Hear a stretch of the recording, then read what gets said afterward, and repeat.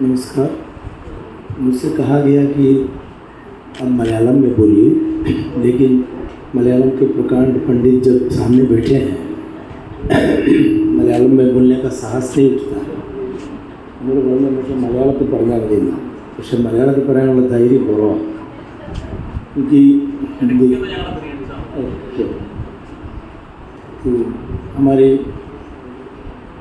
मंच पर आसीन उद्घाटक केरल भाषा संस्थान के निदेशक सत्यम जी और हमारे कॉलेज के प्राचार्य जी सुभाष जी, हमारे परम मित्र विनय माश और उससे भी अंतरंग मित्र आशीष त्रिपाठी जी और भगवान दास मोरवाल जी, उनकी धर्मपत्नी हमारी विभागाध्यक्षा जयश्री जी और कॉलेज के सारे बंधु अध्यापक, शोधार्थी और छात्र छात्राओं को नमन।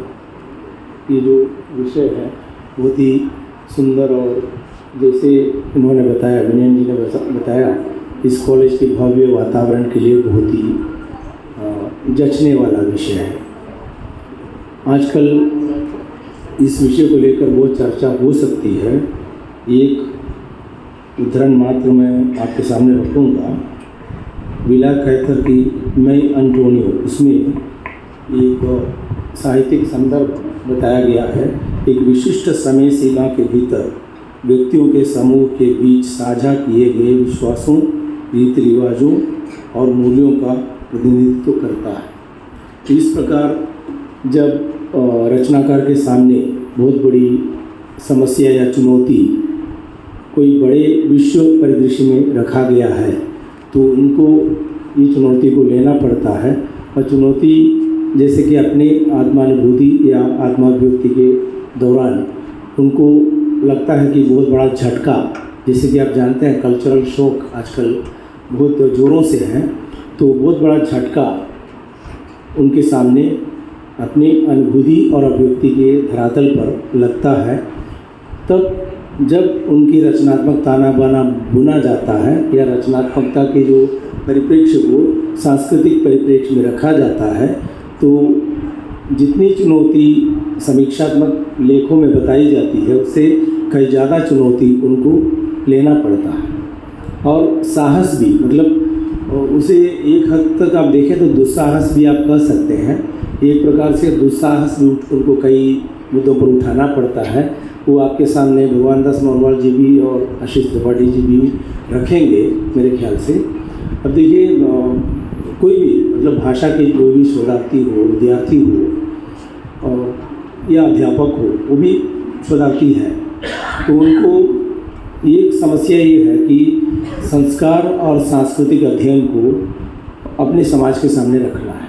वो भाषा और साहित्य के जरिए हो सकता है, लेकिन आजकल उसका विस्तार हो गया है और आजकल सिर्फ भाषा विभाग या साहित्य विभाग से हटकर या उससे विस्तार पाकर अनुवाद अध्ययन केंद्र और जो अंतर विद्यापरक अध्ययन केंद्र, तुलनात्मक साहित्य का अध्ययन केंद्र वगैरह वगैरह जैसे कि इंस्टीट्यूट किया जा रहा है और उसके अंदर बहुत सारे शोध की संभावनाएं हैं।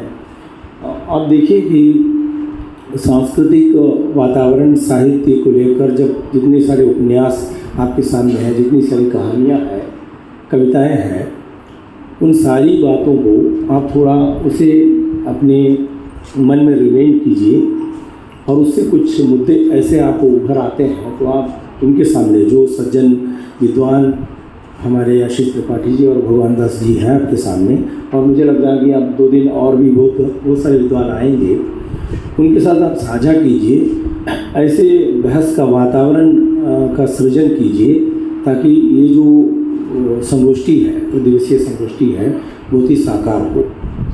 और सत्यम जी जैसे बता रहे थे तो മനുഷ്യൻ പറയുമായിരുന്നു നമ്മുടെ ഈ ഭാഷ അല്ലെങ്കിൽ സാഹിത്യ വിഭാഗങ്ങൾ അതിലായിട്ട് ഒതുങ്ങാതെ ഇപ്പോൾ ശരിക്കും പറഞ്ഞാൽ ട്രാൻസ്ലേഷൻ അല്ലെങ്കിൽ കമ്പാരിറ്റീവ് സ്റ്റഡീസിൻ്റെ ഒക്കെ ഒരു വിങ്ങിലേക്ക് മാറിക്കൊണ്ടിരിക്കുന്ന കാലമാണ്.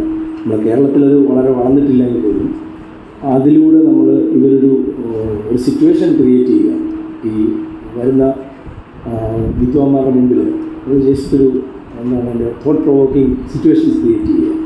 सो आपको सारी बधाइयाँ और आपके विभाग के होनहार और युवा जैसे कि युवा उद्धरण में है, युवा अध्यक्ष जो है आपको जोश प्रदान करने वाले अशोक जी हमारे बहुत पुराने परम मित्र हैं, आपको अग्रसर करते जाएंगे और आप में जो प्रगतिकामी चेतना है वो फूकते जाएंगे। धन्यवाद।